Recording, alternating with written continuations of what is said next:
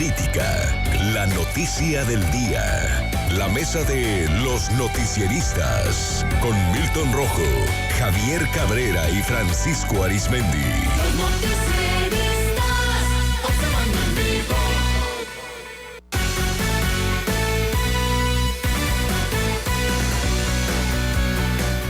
Y saludo con gusto ya en la mesa de los noticieristas a Javier Cabrera. Javier, ¿cómo estás? Buenos días. Muy buenos días al auditorio. Igualmente a Milton Rojo. Milton, ¿cómo estamos? Buenos días. Muy buenos días. Y a Francisco Arizmendi. Francisco, muy buenos días. Buenos días, Sinaloa. Buenos días, compañeros. Pues arrancó desde Los Mochis la caravana de productores en exigencia de mejores precios para las cosechas de maíz, tal y como se había anunciado. Hace un rato nos lo reportaban pasando la caseta de San Miguel Zapotitlán. Mucha movilización, habrá que señalarlo. C4I reportaba al menos en esa zona 100 vehículos sobre la carretera internacional. La exigencia, como sabemos, Javier, Milton, Francisco, es de 7,000 pesos por tonelada de maíz y 8,000 pesos para la tonelada del trigo. Este último, pues, es todavía el que tiene el pronóstico lamentablemente más reservado. Hace un rato platicábamos justamente con el presidente de la Confederación de Asociaciones Agrícolas del estado de Sinaloa, la CADES, Marte Nicolás Vega Román, y entre otras cosas, el líder de la CADES pues comentaba que quieren ser escuchados y llamar la atención del gobierno federal. Al inicio de esta movilización nos informaba también en entrevista el líder de los agricultores que el objetivo de esta movilización pues es hacerse visibles productores, liderazgos, diversos grupos. La lucha, insistió, es con respecto a lograr estos 7,000 pesos por tonelada de maíz y 8,000 para el trigo. Expresó que hay un importante número de productores del sector agrícola que están a punto de caer en cartera vencida, pues no tienen la certeza de que el precio que se ha planeado hasta el momento pueda solventar los gastos de siembra. Será una forma, también aclaró, de apoyar las gestiones que en estos momentos realiza el gobernador Rubén Rocha Moya en la Ciudad de México en su reunión con el secretario de Gobernación, Adán Augusto López Hernández. La movilización concluirá en la capital sinaloense, se pretende alrededor de las 10 de la mañana, pero me parece que será un poco más tarde, ¿no? Según el monitoreo que llevamos de este contingente. A las 6 de la mañana también platicamos desde la Ciudad de México vía telefónica con el gobernador Rubén Rocha Moya. Dijo que pues se logró con Segalmex iniciar ya las reglas de operación de 1 millón de toneladas que se comprarán en 6,965 pesos por parte del gobierno federal. Como se sabe, eso se concretó en la última visita del presidente, pero ya hay reglas de operación. Adicional a este millón de toneladas que beneficiará a los productores de hasta 10 hectáreas, dijo que a raíz de la gestión que se ha venido realizando, esta compra alcanzará para 13,000 productores de los 27,000 productores que tiene Sinaloa. Dijo también que se logró que se amarrara evitar la importación de maíz blanco desde Sudáfrica durante la comercialización de la cosecha sinaloense, que significaba una competencia desleal. Junto con el secretario de Gobernación buscará una reunión con grandes industriales para mejorar el esquema de comercialización. Por último, también dijo que se logró amarrar otro 1 millón de toneladas, pero en la etapa final de las cosechas de maíz, y donde lamentablemente la situación es muy compleja, de acuerdo al mercado, es en el trigo. Señaló que no condena estas manifestaciones, por el contrario, entiende la preocupación de los productores que se estarán movilizando el día de hoy en Sinaloa, y les aclaró que las gestiones no han concluido. Hasta aquí la situación, Javier Cabrera. Mira, ya se ha vuelto esto un escenario muy normal, cada inicio de cosecha de maíz. Hay que recordar que en sexenios pasados, pues igual, los gobernadores en turno continuamente estuvieron viajando a la Ciudad de México peleando por los hombres del campo. Y se entiende, ¿no? Porque la problemática lo tenemos en el caso de Sinaloa, porque es el mayor productor de maíz blanco para el consumo humano. Se habla de que posiblemente no lleguemos a las 6 millones de toneladas, pero sí la estimación que se tiene que serán de 5.5 millones de toneladas, y lo único que se tiene garantizado, por lo que hemos escuchado y lo que hoy nuevamente el gobernador lo reitera, es la captación de 1 millón de toneladas como una reserva nacional. El problema es que faltan 4,5 millones de toneladas y los productores están preocupados por las ofertas que se hacen del precio del maíz y también del precio del trigo. El problema es que los costos de producción cada año han ido aumentando continuamente. Pero este problema es que se rige de acuerdo a las normas internacionales, esta Bolsa de Chicago, que va fijando cuáles son los precios de estos granos a nivel internacional en base a sus cosechas. Y en esta ocasión los hombres del campo sienten que lo que se está ofertando en estos momentos está por abajo de sus expectativas, de 7,000 pesos tonelada para el caso del maíz, y lo estamos viendo nuevamente manifestaciones. En el pasado vimos que sacaron maquinarias agrícolas, vimos movimientos de productores no solamente de Sinaloa, sino del resto del país ante la Zagarpa, pero en la Ciudad de México. Vimos incluso pues algunos líderes hoy que nos sorprende por la postura que tienen, que en el pasado que marcharon en ropa interior por la avenida Obregón o fueron y tomaron las oficinas de Zagarpa a nivel estatal y a nivel federal en una lucha por mejorar los precios de los granos. Hoy pues sí hay diferencias, hay criterios diferentes, pero sí hoy se está convocando a una magna caravana que viene desde las Valles del Carrizo y que va a culminar frente a Palacio de Gobierno. Esperemos que haya una respuesta del gobierno federal, pero se ve bastante complicado. Ya estuvo aquí el titular de la Secretaría de Agricultura en el evento del Expo Agro, que no dio una respuesta muy ambigua, que dejó primeramente, parecía ser que cuando anunció el precio de más de 6,900 pesos por tonelada, daba la sensación que era para toda la cosecha. Después, en las letras chiquitas, se fue aclarando que solamente para aquellos productores de 10 hectáreas. Y bueno, pues esta molestia y esta irritación muy significativa de los hombres del campo, hoy los veremos nuevamente pues en las calles de Culiacán. Milton, ¿tu punto de vista?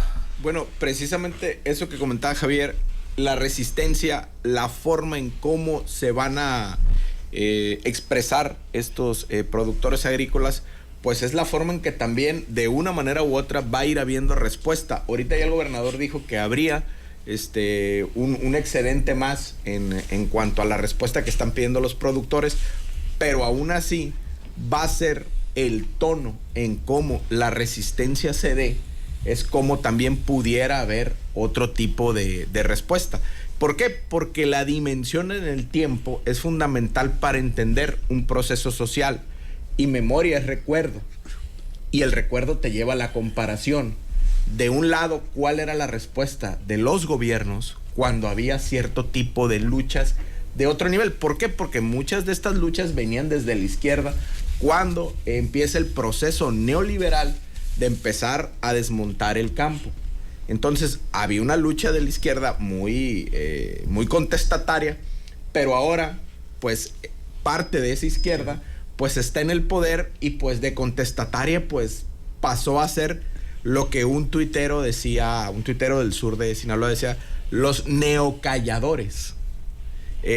Como estos nuevos actores políticos que antes eran contestatarios hoy callan, y callan para gozar de total salud política, ¿no? Entonces estamos viendo cómo ahorita estos productores del campo salen a decir, oigan, pues necesitamos más. ¿Por qué? Porque ¿cuál era el grito político y la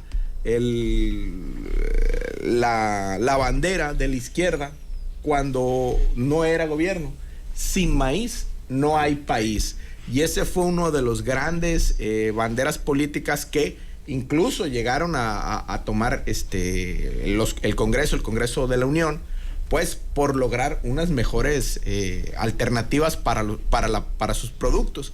Entonces ahorita estamos viendo cómo el gobierno actual de la Cuarta Transformación pues está tratando de ver cómo y de qué manera les responde, pero recordemos que aunque en la mañanera el señor de las mañaneras, el presidente López Obrador, diga que este régimen ya no es neoliberal y todo, pues al final del día, Javier, ¿quién define? No que lo diga, pero ¿quién define los precios?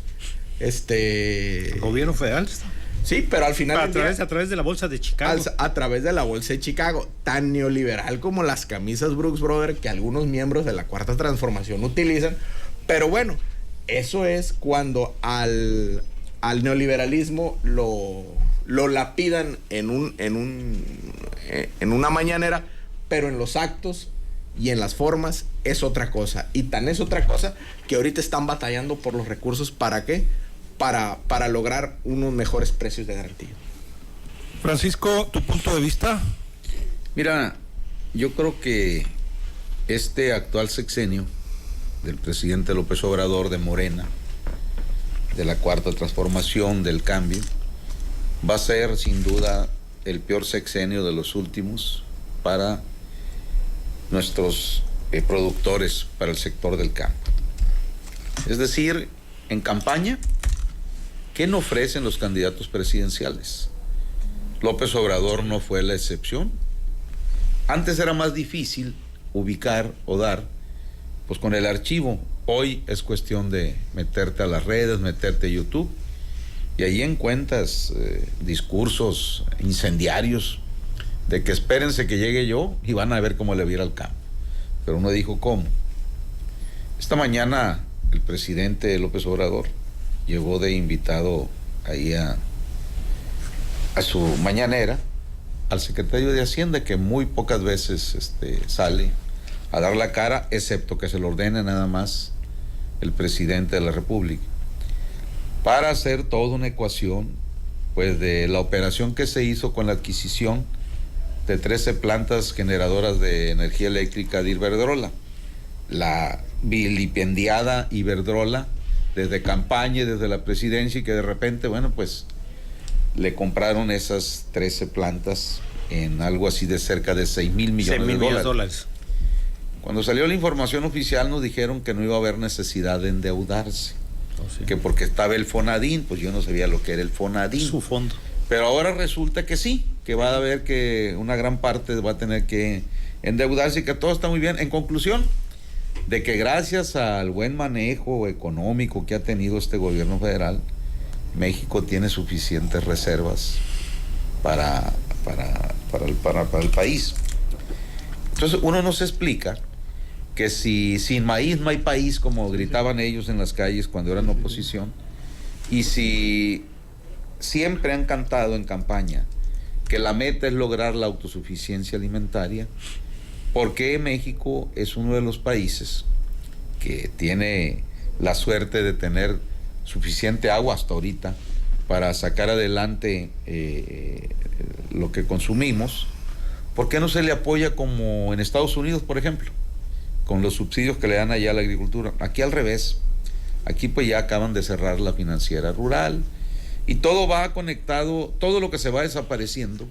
Se habla de que es por corrupción, pero pues no hay nadie detenido. Es más, cuando el presidente crea la Segalmex y pone a su antiguo jefe allí, Ignacio Valle, Y maestro y exsecretario particular de Echeverría y otras tantas cosas, señor Ovalle, pues resulta que en 3 años y pico, pues anda ahí por corrupción, desvíos de alrededor de 16,000 millones de pesos. Sí. ¿Y dónde está el señor Ovalle? Pues está en gobernación, está trabajando ahí, es intocable. Todas esas situaciones molestan ante un presidente que prometió tanto a nuestros productores y que ahora pues lo está ahí contra la pared. Y saben ustedes una cosa, al presidente no le preocupan las marchas ni las manifestaciones ni nada. Es él, lo que él diga, y se hace lo que él diga. Y para acabarla de amolar, cuando se hablaba de que se iban a ir a negociaciones para conseguir buen precio para el maíz y trigo, pues decían que iban a ir a gobernación.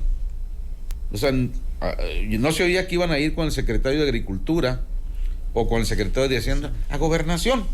Bueno, pues qué bueno que ayer, cuando menos las fotografías que se enviaron oficiales, donde está el gobernador y Jaime Montes, el delegado aquí del secretario de Agricultura, pues están con el titular de Segalmex, pero siguen manteniendo la misma posición, excepto el nuevo dato de que al final se va a tratar de comprar otro 1,000,000 de toneladas de las casi 6 que se produjeron este año aquí en Sinaloa. Y se habla de que va a estar muy difícil lo del trigo, porque dicen que el mercado de Chicago, los mercados de Chicago, que son precios a futuros, pues no van a andar muy bien. ¿Y de cuándo acá nuestro presidente López Obrador toma con seriedad a organismos internacionales? Digo, es pregunta que le urge respuesta a quienes encabezan hoy por hoy nuestra actividad primaria, que es la agricultura en todos los sectores. Así es, Francisco. Y es que en la bolsa de Chicago, lamentablemente, Javier, no se llega ni a 6,000 pesos la tonelada, según los últimos datos que obtuvimos por acá. Los comentábamos muy tempranito en la mañana. Según el reporte de la bolsa de Chicago, el Departamento de Agricultura de los Estados Unidos reporta un avance del 8% en la siembra de maíz en la Unión Americana. Son 3 millones de hectáreas comparado al 4% del año pasado y 5% promedio en los últimos 5 años.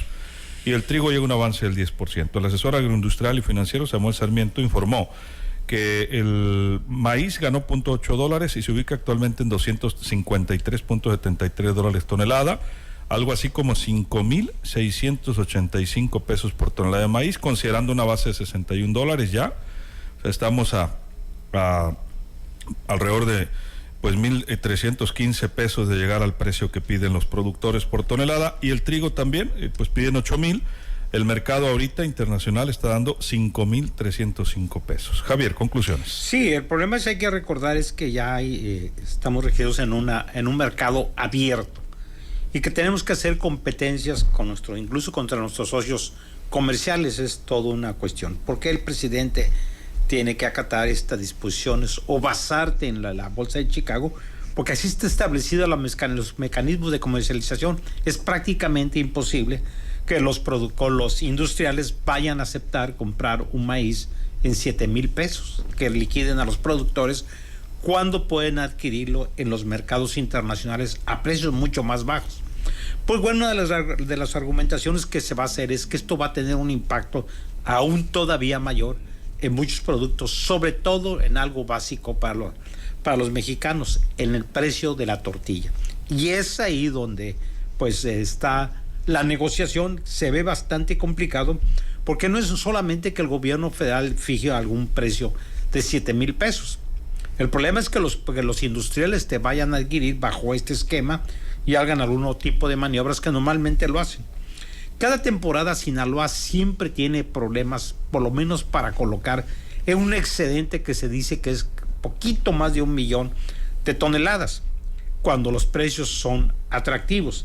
Y siempre ha sido su lucha de que se les garantice este 1 millón de toneladas. Hoy, bueno, ha sido al revés este planteamiento.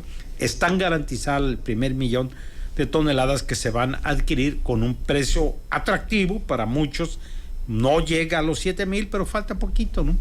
El problema es que el resto de los productores se van a tener que sujetar al mercado internacional, y hoy lo que estamos viendo es que la diferencia es bastante alta, tomando en cuenta también, bueno, los costos de producción, que muchos hombres del campo no van a poder pagar sus créditos, van a tener problemas financieros sumamente graves.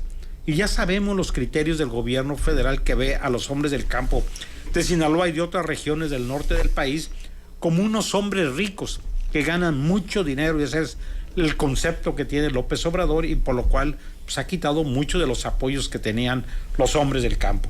Hoy veremos una gran manifestación, veremos cuál puede ser el impacto y cuál pudiera ser las próximas medidas en caso que no haya una respuesta aceptada por los productores. Milton, ¿tu conclusión? Sí, ahorita estamos viendo esta parte, ¿no? Pero también el tiempo está corriendo en la parte que tiene que ver con el panel de controversias, con el tema del maíz transgénico, porque recordemos que la Secretaría de Economía de Estados Unidos metió como un recurso a la Secretaría de Agricultura de México, y Canadá lo apoyó. ¿Para qué? Para ver que se abra las consultas técnicas. ¿Para qué? Para que entre el maíz transgénico. Entonces, mientras ahorita estás deteniendo ciertos tipos de maíz, tu principal socio comercial te está exigiendo, te está apretando para que compres este tipo de maíz. Entonces, imagínate cómo le va a pegar a los productores. Y ahorita tienes a los productores luchando por un mejor precio. Al rato en 1 mes o 2 meses más los vas a tener con unas medidas de resistencias cada vez más fuertes por frenar la parte del maíz transgénico. Entonces, ahí sí el gobierno federal, o sea, está prácticamente a 2 fuegos, entre la bolsa de Chicago y los precios, y aparte el panel de controversias con el TEMEC, de cómo tu principal socio comercial, que por todos los flancos está copando al gobierno mexicano, desde rutas de fentanilo, acuerdos en seguridad, y lo decíamos, los americanos en su panel de controversias son muy inteligentes, te van apretando y te van cerrando por todas partes. Por eso es lógica la presión que está viniendo de todos los lugares al gobierno federal. ¿Para qué? Para una lógica de meter el maíz amarillo, el maíz transgénico, perdón. ¿Y qué tiene que ver esto? Pues obviamente negocio y acumulación. Así es. Francisco, ¿tu conclusión? En la mañanera que doy seguimiento hasta que tengo que venirme aquí al trabajo. Hoy la prioridad del presidente, bueno, no hoy, no es el campo, no es esta movilización. Tan es así que, pues, el gobernador no regresó con las noticias que todos los productores esperaban. Es decir, se sigue terco a darle el apoyo únicamente a quien tenga 10 hectáreas. 13,000 y pico de productores, pero bueno, el trato debería de ser parejo porque la hazaña es pareja de aportarle al país, pues, el principal insumo de nuestro principal alimento, que es la tortilla. Pero no, bueno, no quisieron en México apoyar las gestiones del gobernador. Bueno, ¿qué estamos viendo? Que hoy la prioridad en la mañanera del presidente no era el campo, no es el campo, sino que su prioridad dijo, e hizo un llamado abiertamente, que en las próximas elecciones él pide que voten mayoritariamente en las cámaras por Morena para tener, antes de dejarle la presidencia, me parece que el 24 de septiembre del año próximo, para él, el 1 de septiembre que va a rendir, dice él, su último informe a la nación en la plaza pública, enviar una iniciativa de ley para insistir que la Guardia Nacional dependa de la Secretaría de la Defensa Nacional. Esa es la prioridad del presidente esta mañana. ¿Qué estamos viendo? En el pasado, en los 70, en los 60 y parte de los 80, había cuando menos 3 sectores que eran muy respetados por sus protestas, por sus movilizaciones. Eran los cortadores de caña. Bueno, pues los neoliberales, dijera el presidente López Obrador, acabaron con los ingenios azucareros. O la globalización del comercio. Ya no hubo. Los pescadores, que eran un sector muy luchador, muy radical, algo pasó y duermen el sueño de los justos, viviendo en una situación verdaderamente desastrosa. A lo mejor por eso el presidente dice que va a desaparecer también el Instituto Nacional de Pesca, algo así. Sí. Pero también nuestros productores, antes unidos, salían, luchaban, protestaban. La verdad, se habían tardado, pero nunca será tarde para que le enseñen al sistema político mexicano, a quien esté al frente en Palacio Nacional, ¿no? Pues de que los agricultores, los campesinos, los ejidatarios no están pintados al óleo y que, bueno, se acabó la época de estar únicamente esperando la demagógica respuesta que nunca llegaba, y en la ruta donde ya los apoyos al sector primario de Sinaloa están prácticamente contra la pared. La verdad, yo felicito y abrazo esta marcha, esta movilización, que espero que sea el inicio de reactivar las luchas sociales que antes encabezaron líderes naturales que hubo en su época, como Cloutier, como Barrantes, como Lauro Díaz Castro, como el Chato Tarriba, como Javier Angulo, etcétera, etcétera, hasta algunos representantes que tuvo el sector campesino aquí en Sinaloa. Inolvidable, don Pancho Alarcón Fragoso, por cierto. Te tocó reportearlos a ras del mundo. Sí, me tocó vivir en vivo toda esa etapa, toda la época de los 70, y bueno, era otra la manera en que se protestaba, y también era otra donde el gobierno federal no le quedaba otra que atender las protestas y las demandas, y eso sí, todo ahí sí, pacíficamente. Así es. Nada más agregar, Francisco, la gestión no ha concluido, el gobernador sigue en México, todavía tiene reunión con el secretario de Gobernación para ver a los industriales, que tú sabes que no son muchos los que dominan el mercado en México. ¿Y qué tiene que ver el secretario de Gobernación en un tema agropecuario? Es lo que yo no me explico. Pues habrá que preguntarle. Y lo otro es que además de este 1,000,000 de toneladas que ya estaba garantizado, ayer se consiguió otro 1,000,000 de toneladas, o sea, son 2 millones de toneladas de maíz, ahí para otros rangos de productores de más hectariaje, y que se van a utilizar para la reserva alimenticia del país. Ese fue digamos, lo que se obtuvo el día de ayer, entre otros puntos que comentaba al inicio. Vamos al comentario final, Javier, nos vamos, 30 segundos. Sí, es cierto, ahí había otra forma de luchas, algunas un poquito agresivas, que se llegaba incluso a despojarse de la ropa para demostrar que pues en qué condiciones andabas los hombres del campo. La situación ha cambiado, hoy vemos nuevamente movimientos de lucha, pero los hombres del campo, desde hace muchos años en Sinaloa, se les ha planteado que tienen que ir reduciendo las áreas, superficies de cultivo de maíz. Incluso las programaciones que se hacen cada año nunca se respetan. ¿Quién es el responsable? Son muchos los responsables. ¿Quién les da el agua? Bueno, es todo un movimiento también, habrá que decirlo, que tendrá que irse regulando a esta situación.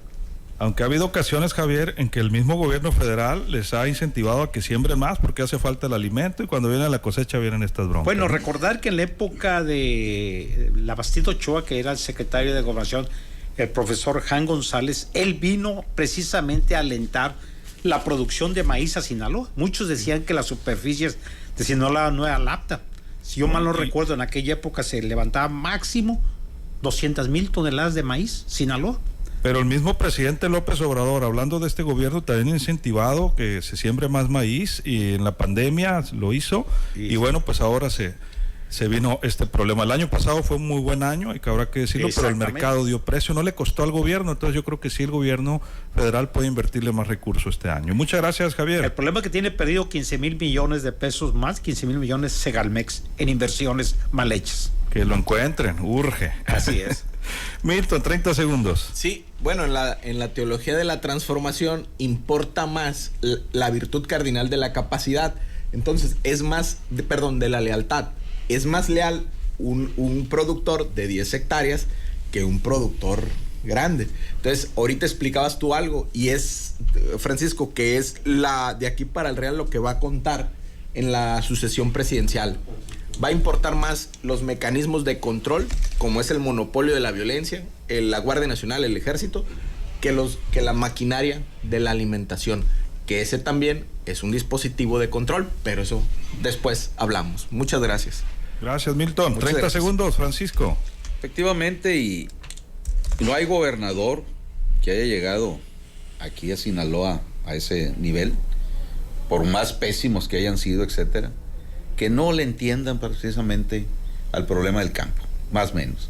Pero en el caso del gobernador Rocha Moya, él, como un miembro y un luchador social desde la izquierda, él participó en ese tipo de jornadas de apoyo en su época y desde luego pues hizo aquel libro A la limón con Carmen Aida Guerra Miguel, de Tomate Amargo, ¿no? Entonces, creo que vamos a ver hasta dónde agota sus gestiones el Ejecutivo Estatal, pero hay mucha cerrazón en la Ciudad de México porque el presidente López Obrador, como dijo Cabrera, cree que en Sinaloa un ejidatario que tiene 5 hectáreas o hasta 10 es millonario.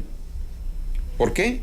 Porque a lo mejor allá de donde es él, pues las parcelitas son de 2, de 3 hectáreas, de 5 hectáreas, y a lo mejor todavía la siembran a piquete. Bueno, ni modo. Acá las circunstancias, Sonora, Sinaloa y otros estados tienen otro nivel, entonces merecen también un mejor trato, parejo en general, y no apoyitos que van circunscritos a 5 o 10 hectáreas nada más. Bueno, ese es el tema y aprovecho esta mañana para enviar un abrazo con todo mi cariño, con todo mi amor a mi hijo Víctor Hugo.